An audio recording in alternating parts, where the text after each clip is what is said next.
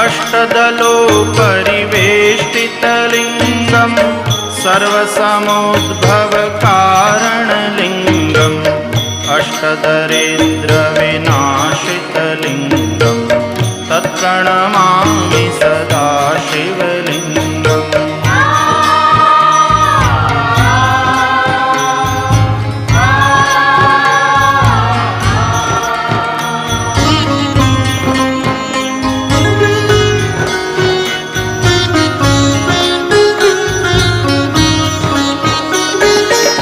सुरगुरुसुरवर पूजितलिङ्गं सुरवनपुष्पसदार्चितलिङ्गं परात्परं परमात्मकलिङ्गं तत्प्रणमामि सदा शिवलिङ्गं तत्प्रणमामि सदा